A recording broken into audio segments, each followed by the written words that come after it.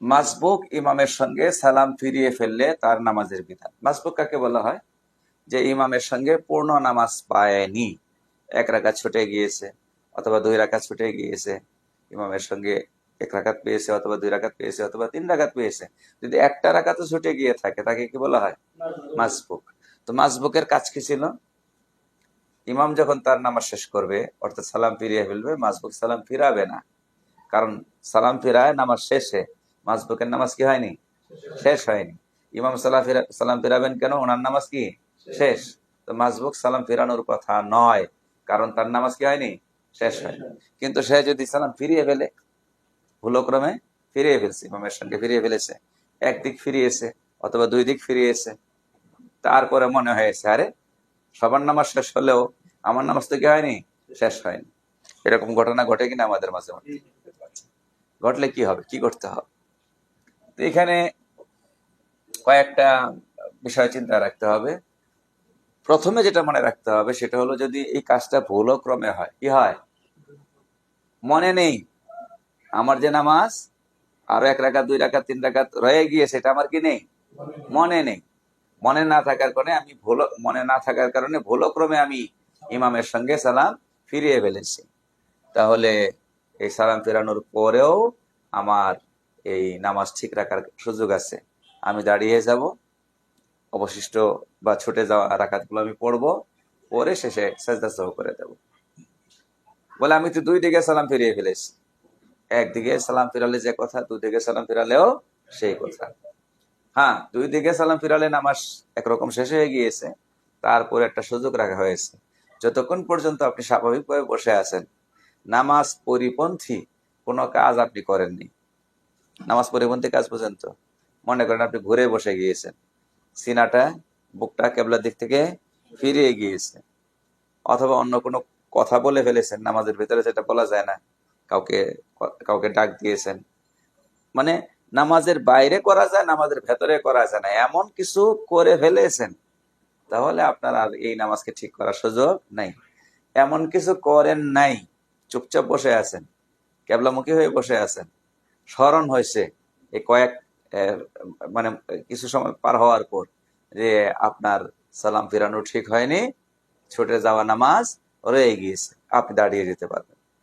দাঁড়িয়ে অবশিষ্ট নামাজ পূর্ণ করবেন, ছুটে যাওয়া রাকাতগুলো পূর্ণ করবেন, আর সালাম কি বলে সাজদা সাহু করবেন, সাহু সাজদা করবেন। কথাটা বুঝাতে পারছি না? এই যে এইরকম একটা সুযোগ, সালাম ফেরানোর পরেও আবার দাঁড়িয়ে নামাজ শেষ করা যায় যদি নামাজ বাকি থাকে, এটা কিন্তু এমনি করা যায়, অন্য জায়গায় করা যায়। কিরকম?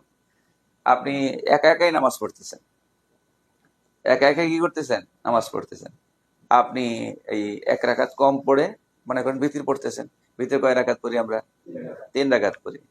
আপনি 2 রাকাতের পরে সালাম ফিরিয়ে ফেলেছেন। অথবা ঘরে আপনি কোনো কারণে, উজরের কারণে হোক, ফরজ নামাজ পড়তেছেন অথবা নফল নামাজ পড়তেছেন, রাকাত একটা কম, 1 রাকাত কম পড়ে সালাম ফিরিয়ে ফেলেছেন, পরে মনে হয়েছে। তো যদি আপনি ওই স্বাভাবিক অবস্থায় থাকেন, নামাজ পরিপন্থী কোনো কাজ না করে থাকেন, তাহলে মনে হওয়া মাত্রই উঠে দাঁড়িয়ে যাওয়া যাবে, নামাজ পূর্ণ করে সাজদা সাহু করলে হবে। এখন এইখানে একটা গুরুত্বপূর্ণ বিষয় হলো যে, এতক্ষণ যেটা বললাম যে একদিকে সালাম ফিরাক অথবা 2 দিকে সালাম ফিরাক, সালাম ফিরানোর পর মনে হওয়া মাত্রই উঠে দাঁড়াবে, অবশিষ্ট নামাজ পড়বে এবং সাজদা সাহু করবে।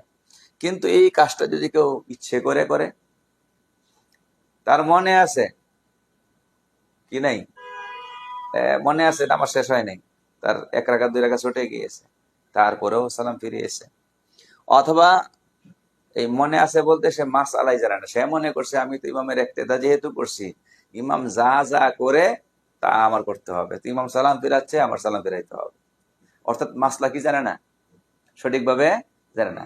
তাহলে এই যে মাসলা না জানার কারণে সে সালাম ফিরাইছে, অর্থাৎ ভুলক্রমে না, জেনে শুনে ফিরাইছে। তো জানার মধ্যে ভুল আছে সেটা। কেউ যদি ইচ্ছে করে কিংবা মাসআলা না জানার কারণে সালাম ফিরায়, তাহলে তার নামাজ পুনরায় পড়তে হবে, এইটা ঠিক করার কোনো কিনে সুযোগ নেই। কথা বুঝাইতে পারছি? তাহলে আমরা শুধু সবটা মনে রাখি এতটুকু কথা, যে আমরা যদি মাসবুক হই তাহলে ইমামের সঙ্গে সালাম ফিরাবো না।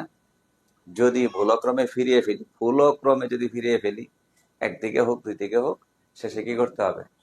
সাহু সেজদা করতে হবে। নামাজ পূর্ণ করার পরে সাহু সেজদা করতে হবে। কিতাবের মধ্যে এই মাসালা একটু ব্যাখ্যা সহকারে আসছে, মানে একটু লম্বা করে আসছে। সেটা হলো, মাসবুক যদি এই সালাম ফিরাতে গিয়ে ইমামের আগে ফিরিয়ে ফেলে সালাম, ইমাম আসসালামু বলার আগে মুক্তাদির আসসালামু হয়ে গেছে, এটাই হলো সালামের মূল অংশ। অথবা একবারে বরাবর ইমামের আসসালামু মুক্তাদিরও আসসালামু, একবারে বরাবর বরাবর। এই যে দুইটা সুরত, এক হলো ইমামের সালামের আগে মুক্তাদি অ্যাডভান্স, ইমামের সালামের আগে ইমাম আসসালামু বলে শেষ করে নাই, মুক্তাদির কি হয়ে গেছে? আসসালামু শেষ হয়ে গেছে, এক সুরত। আর এক সুরত হলো একবারে সমান, ইমামের আসসালামু আর মুক্তাদির আসসালামু একসঙ্গে হয়েছে। এই দুই সুরতে মুক্তাদির সাজদা সাহু করা লাগবে না, অবশিষ্ট নামাজ শেষ করবে, তবে কি লাগবে না? সাজদাও লাগবে না। কিন্তু এটা সাধারণত হয় না, এটা সাধারণত হয় না। আমরা তা সবসময় কি করি? ইমাম শুরু করার পরেই শুরু করি, এই জন্য শেষও কি হবে? ইমাম শেষ করার পরেই শেষ হবে। এই জন্য সাজদা করাই ভালো। কথাটা বুঝে যেতে পারছি? পার্থক্য হলো, এই যে পরের যে দুই সুরাতের কথা বললাম, ইমামের আগে অথবা ইমামের ঠিক সাথে, ওই সময় যদি সালাম ফিরিয়ে ফেলে তাহলে সাজদা লাগবে না। এই জন্যই, কারণ এখনো সে ইমামের নামাজের ভেতরে আছে। কারণ ইমামের যেহেতু এখনো নামাজ কি হয় নাই, সালাম কি হয় নাই, কমপ্লিট হয় নাই, এখন পর্যন্ত কোথায় আছে? ইমামের সাথেই আছে। আর ইমামের সাথে থাকলে পরে মুক্তাদির ভুল গণ্য হয় না, মুক্তাদির ভুল কি হয় না? গণ্য হয় না। কিন্তু ইমাম আসসালাম বলার পরে যখন আপনি সালাম ফিরাচ্ছেন, এর মানে ইমামের নামাজ থেকে গেছে, শেষ হয়ে গেছে। পরে ভুলটা আপনি আপনার নামাজে করছেন, ইমামের নামাজ শেষ, ওই জন্য সহজ সেজদা লাগে। এটা একটা কারণ বোঝানো হলো আর কি।